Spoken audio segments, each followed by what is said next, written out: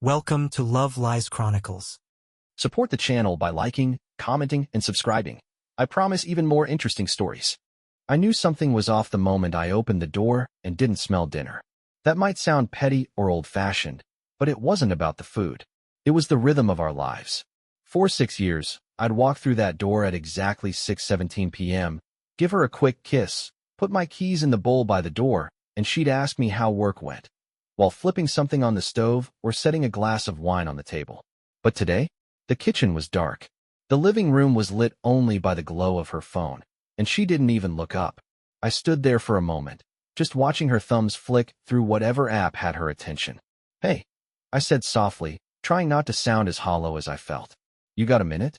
She didn't even glance up. I sat down across from her, rubbing my palms together. "So, I've got some news." Now she looked at me, finally, but not like she was worried. More like I'd interrupted her show. "I got laid off," I said. Silence. A long, dead silence. Then she blinked and smiled. Not the nervous kind. Not the sympathetic kind either. It was this strange, crooked half-smile like she was trying not to laugh. "Wow," she said, setting her phone down slowly. "So it finally happened." I frowned. "What do you mean finally?" She crossed her legs, leaned back on the couch like she was settling into a spa chair. "I figured it was coming. You've been working like a dog, but..." The writing was on the wall. It took me a second to register the tone. There was no softness in it. No concern. Just confirmation. I was still reeling from the news myself, and here she was, acting like this was inconvenient, like I had dropped my end of the bargain. Then came the gut punch. "You lost more than your job, you know," she said calmly. "You lost me." I laughed. I didn't even mean to. It was just so sudden, so surreal, like something out of a bad TV drama. "What?" "I want a divorce." I blinked. You're serious?" Her voice didn't tremble.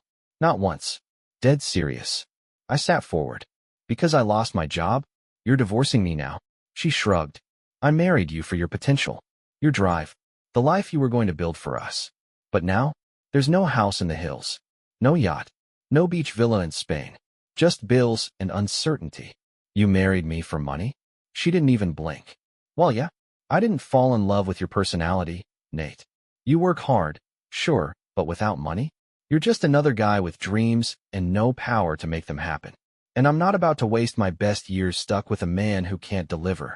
I don't remember breathing for a good 10 seconds. I just stared at her like I didn't recognize the woman I'd been waking up next to for the last 6 years. The woman I thought I knew. Then she stood up and walked toward the bedroom. "Wait," I said, my voice barely above a whisper. "Are you seeing someone?" She paused in the hallway. Her tone turned soft, mocking soft. "You always said you liked honesty, so I'll give you some. Yeah, his name's Trent. He owns the studio where I've been taking yoga. And no, he didn't know I was married." I figured that detail didn't matter anymore. She turned back toward the bedroom. "I'll stay at his place for now. Don't worry, I'll pack light." That was it. No tears. No guilt. She wasn't even angry. Just done. Like she'd been waiting for this excuse to leave, and my layoff had gift-wrapped it for her. She reappeared 10 minutes later with a small suitcase, and her yoga mat slung over her shoulder. Walked past me like a guest checking out of a hotel. "I'll send over the paperwork," she said. I didn't say a word. I just sat there, hands still clasped, looking at the woman who had once told me I was her forever. As the door clicked shut behind her, I realized something strange. I wasn't angry. I wasn't even shocked anymore. There was no begging, no pleas, no promises to win her back. She didn't break me. She showed me exactly who she was. And maybe that was the most valuable thing she'd ever given me. It took a few days for the silence to settle in. Not the peaceful kind of silence you get when someone goes away on a trip. This was a dead silence. The kind that wraps around your ribs and presses in slowly, like your own house is shrinking on you. Her side of the closet still smelled like that overpriced perfume she always wore. The pillows carried strands of her hair. The fridge still had her oat milk, which I dumped out after staring at it for a full minute too long. I didn't do it out of anger, just clarity. It didn't belong here anymore. I thought the hardest part would be loneliness. It wasn't. The hardest part was realizing I'd never actually been seen. Not by her. She loved what I could do, not who I was. I'd spent 6 years providing everything she ever asked for. Late nights at the firm, missed vacations, Ignored back pain from long drives and cheap hotel mattresses during client-site visits. I gave her convenience. She gave me conditions. And the moment I stopped performing, she bailed. At first, I didn't leave the apartment much. I canceled the gym. Kept blinds half closed. Just moved in a daze between coffee refills and job boards. But then something weird started happening. People reached out. Not to console me, but to tell me she'd already moved on. That fast. A buddy of mine sent a screenshot of her Instagram, a new account, since she blocked me on her old one. Feeling reborn dizzy, #new beginnings, #no drama only luxury, the caption read. In the photo, she was wearing one of the dresses I'd bought her for our anniversary, sitting on the hood of a sports car that definitely wasn't hers. And standing beside her, with an arm slung around her waist, was the guy. Trent. I don't know what I expected, a trainer or a yoga guru, maybe some holistic vibe. But this guy? He looked like a club promoter who hadn't read a book in 10 years. Designer stubble. Loud jewelry. Fake deep quotes in his Instagram bio. The car? A leased Audi. His condo? Rented. His business? A motivational brand that sold shirts with phrases like "conquer yourself" and "hustle over heartbreak." And she fell for it. No, ran to it. Over the next few weeks, I watched her build this fantasy version of her life online. Parties, rooftop brunches, spa days, girls' trips. But there were holes in the armor. I noticed she wore the same dress in 3 different posts, spaced out weeks apart. That flashy birthday dinner? It was at a chain restaurant, with the lighting cropped out to hide it. She posted like she was thriving, but something about it reeked of desperation. Like she had to convince everyone, especially herself, that she'd made the right call. Meanwhile, I started picking up contract work from an old colleague, not enough to ball out, but enough to keep things stable. Quiet. Focused. One night, around 1 a.m., my phone buzzed. Unknown number. Just one message. Hope you're okay. No name. No emojis. But I knew. She hadn't messaged me since she walked out. Hadn't apologized, hadn't asked how I was doing, hadn't said a word. But now? She was checking in? I didn't reply.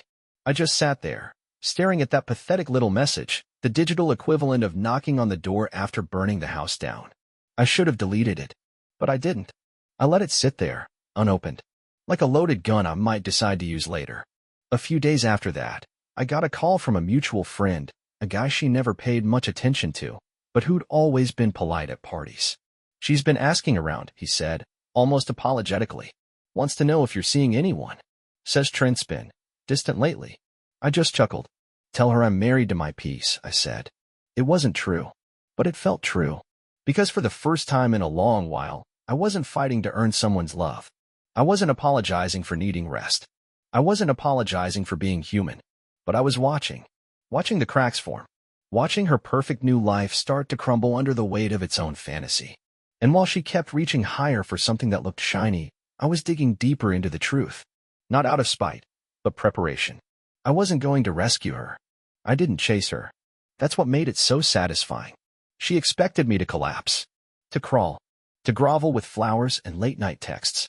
But I went dark. Not a single message. No, how could you? No begging. Just silence. Which, in her world, was louder than a scream. Meanwhile, I started tracking the life she was pretending to live. Not out of obsession, out of strategy. See, people like her? They live for performance. They need the illusion to survive. And once you learn how the show works, how the lights hit, how the curtains fall, you realize just how fragile it all is. The first crack showed up in her new boyfriend's business page. A comment under one of his motivational posts. Still waiting on that refund you promised. Bro DM'd you a week ago. Another comment. Do you even run a business? Or just sell recycled quotes and t-shirts? Then, one of the posts quietly disappeared. So I clicked deeper. Googled his name. Found 2 LLCs listed under him. One dissolved. One still active, but flagged for non-filing in the last year. Even better? A Reddit thread on local scammers had a few users mentioning Trent the Hustler, claiming he took deposits for mindset coaching retreats that never happened. It was all there. Just sitting online. Like a lit fuse waiting to reach the powder. I saved everything. Screenshots. Names. Dates. Even video clips from an old podcast where he claimed to be a 7-figure coach, while mispronouncing the word fiduciary. And then came the second crack. My ex, Miranda, tried to email me. The subject line, hey. The message? Just wanted to check in. I know things ended a bit rough. I hope you're doing okay. Maybe we can talk sometime. No pressure. She wanted an opening. She didn't know how to say it out loud, but I knew what that was. She was testing the waters, seeing if there was a backup plan still available. I didn't respond. Instead, I forwarded the email to a brand new folder I'd created, Leverage. 2 days later, I ran into an old friend of hers, Jenna, at a cafe near downtown. She didn't see me right away.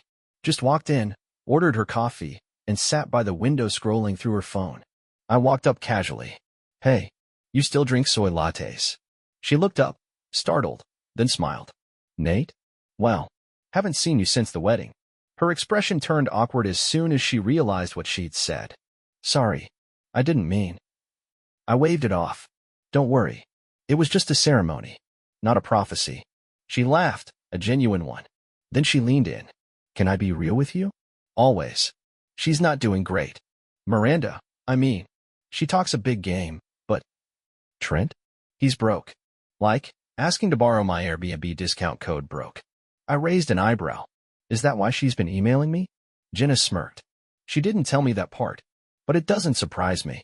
She thought she was trading up, but turns out she jumped from a stable job to a scratch-off ticket. That line stuck with me. A scratch-off ticket. And now the glitter had worn off. I thanked Jenna, bought her coffee, and left with a new kind of energy buzzing under my skin. The setup had begun. First, I updated my LinkedIn, something subtle, just enough to reflect the new consulting work I'd picked up, the small wins. No bragging, just calm progress. Then I cleaned up my apartment, got rid of everything that smelled like her. Boxed it all, donated half, tossed the rest. Even changed the pillows. That felt oddly symbolic. The final piece? I booked a table at a sleek restaurant downtown, a place Miranda had always wanted to go, but I never had time to take her. I wasn't going alone, of course. I had someone in mind. Her name was Claire. She worked in data analytics. Quiet, smart, funny in a dry way. We'd met during a project pitch, and while I wasn't in a rush to rebound, I also wasn't closed off anymore. We had wine, laughed, talked about books. She paid for dessert without blinking. That night, I posted one photo. Nothing dramatic. Just a close-up of 2 wine glasses, candlelight in the background. Caption, peace tastes better than chaos. I didn't tag anyone, but I didn't have to. By noon the next day, Miranda had viewed it. Twice. That was all I needed. She still watched. Still checked in. Still wondered if the door was open. She didn't know the door was about to become a mirror. And soon, I was going to hold it right up to her face. I waited until the end of summer to meet her. Not because I was avoiding it, but because it took me that long to figure out what I actually wanted from it. Revenge? Maybe, at first. But that wore off. What I really wanted was to watch her see me. The version of me she never stuck around long enough to witness. The version that didn't crumble. That didn't chase. That didn't need her. She texted again the week before. Would love to meet sometime. Just talk. No emojis this time. Just that same hollow tone. I said yes. Gave her a time and place. Somewhere upscale but not flashy, the kind of place she used to drop hints about like breadcrumbs. I got there early. Not because I was excited, because I wanted to pick the table. I chose one near the back, against the glass, where the sun dipped through just right, where she'd have to walk past everyone to get to me. She arrived 7 minutes late. Not enough to be rude. Just enough to pretend she still had a busy, beautiful life. I stood as she approached. She looked good. Not stunning. Just trying. A little too much makeup. Bag a little too new. Dress not quite fitted right. Her smile was cautious. Nate, she said softly, as if we were old friends.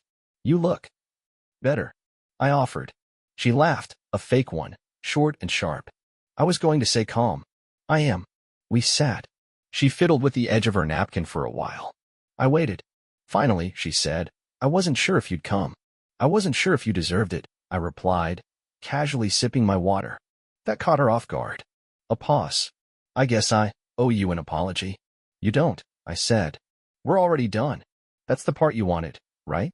She nodded slowly, unsure if this was safe ground. I didn't expect you to be so whole. I interrupted. Happy. I guess. Yeah. I leaned back, watching her face. You know, you said something before you left. I don't think you remember it, but it stuck. She looked down, already uncomfortable. You said, No money, no marriage. Like you were ordering takeout and the card got declined. She started to speak, but I cut in. I'm not bringing it up to guilt you. I'm glad you said it. It was the first honest sentence you'd spoken in years. It gave me permission to stop pretending.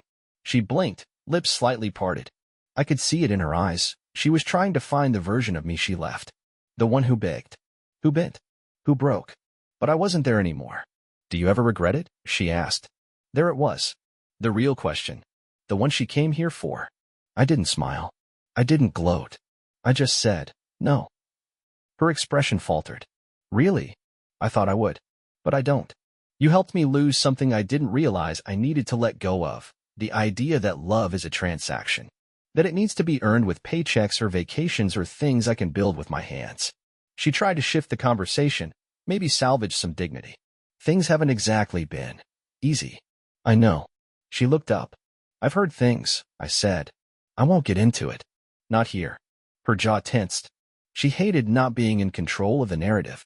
I just wanted to see you one last time, she admitted. Why? To know if I made a mistake. And did you? She didn't answer right away. Then quietly, I think I might have. I let the silence stretch out long enough for it to sting. Thing is, I said, you didn't lose me when you left. You lost me long before that. You just didn't notice. She looked at me like she wanted to rewind the tape. Go back. Unsay 1,000 things.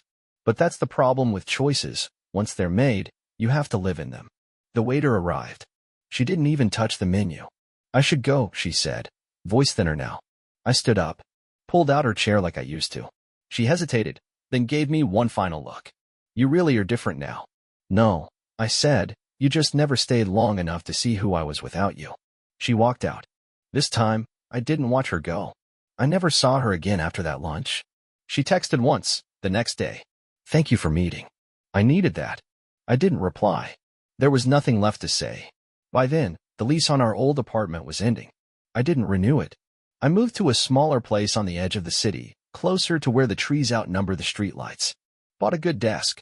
A better coffee machine. Took Claire out again, not because I needed someone, but because I finally wanted someone. Work picked up. Not glamorous. Not life-changing. But mine. No more walking on eggshells. No more silent expectations hanging over me like debt.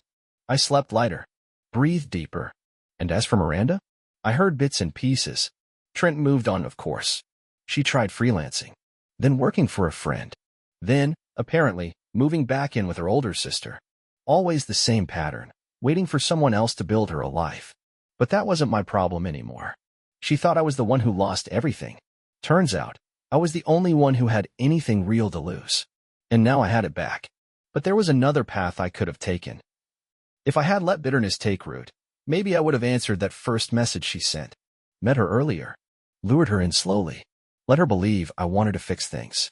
And then, just when she started to settle, when she smiled like she was safe, I could have told her I'd moved on.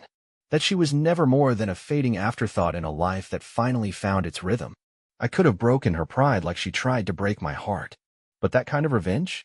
It leaves fingerprints. And I didn't want to carry her dust with me forever. I've often imagined a different outcome, one where I never said yes to that final lunch.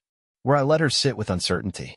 Where every unanswered text chipped at her confidence. Where she never got closure, never got to see me at peace.